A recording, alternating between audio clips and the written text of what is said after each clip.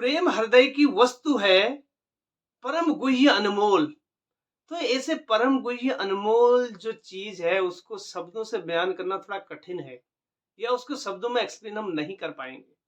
For example, जैसे एक कोई व्यक्ति है, उसको खाने में कोई चीज बहुत अच्छी लगती है, जो भी भोजन उसको अच्छा लगता हो, वो डिलीशियस रूप में उसको भोजन बढ़िया से आप डिलीशियस बना के उसको खिला दो, भरपूर खिला दो, और खाने के बाद फिर पूछो उसको, अगर वो व्यक्ति गूंगा होगा तो शब्दों में जो उसने भोजन खाया है उसके स्वाद का एक्सप्लेनेशन नहीं कर पाएगा। वैसे ही हम लोग अपने टूटे मोटे शब्दों में, टूटे फूटे शब्दों में वो दिल की बातों का, उस प्रेम का एक्सप्लेनेशन नहीं कर पाएंगे, क्योंकि वह प्रेम का जो संबंध है वह शब्दों से परे है। तो कोई व्यक्ति ये बोल सकता है तो प्रेम है क्या? जो इस संसार में एक भौतिक सहज आकर्षण है स्त्री पुरुष का, उसे क्या प्रेम बोल सकते हैं? उत्तर है नहीं। क्योंकि प्रेम में क्या होता है, प्रेम का जो स्तर है ना वो हमेशा बढ़ते जाता है, बढ़ते जाता है, वो कम नहीं होता है। और ये संसार का जो प्रेम है, स्त्री पुरुष का आकर्षण, आकर्षण हो जाएगा तो एक हो जाएंगे, फिर बाद में संबंध बनाएंगे, तो फिर उसके बाद क्या होगा, मरोस हो जाएंगे।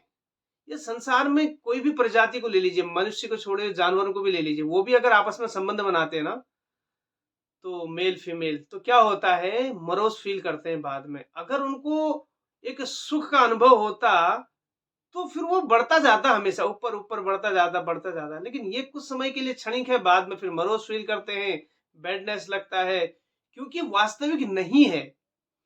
क्यों?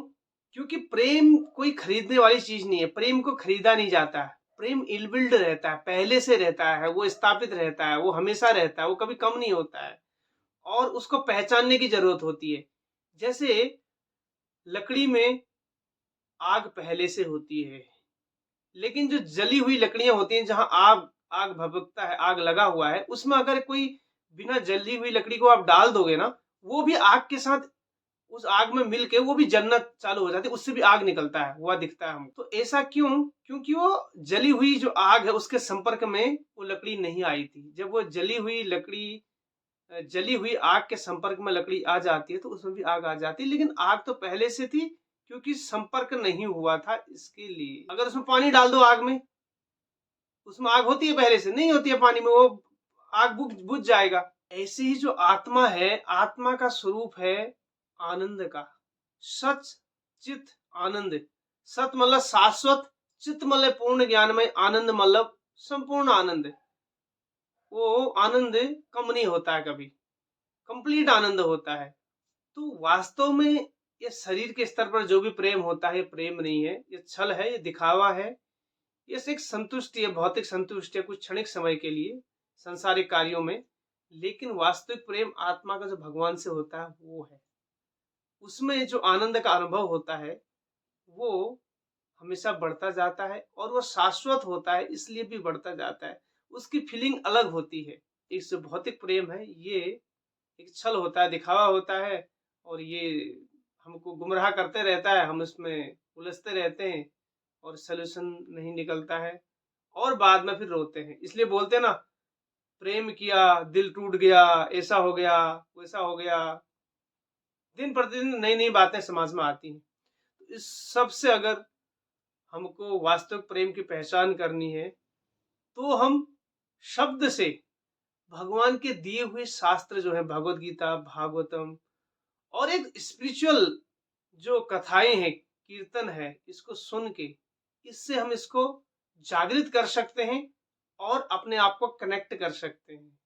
शाश्वत रूप में, हमेशा के लिए उस शाश्वत आनंद से हम कनेक्ट हो सकते हैं। तो आई होप मैं जो बोलना चाह रहा हूं आप लोग समझ चुके हैं। वास्तविक आनंद आत्मा के स्तर का है, शरीर का जो प्रेम है, आनंद है, वो शाश्वत नहीं है। तो हमें आत्मा के स्तर की बातें करने से, आत्मा का ज्ञान लेने के बाद वह शाश्वत आनंद से हम कनेक्ट हो जाते हैं, जो भगवान के साथ ही हो सकता है, अन्य किसी के साथ नहीं। तो आपको कैसा लगा, अपना अनुभव हमें कमेंट करके जरूर बताइए। हरे कृष्णा।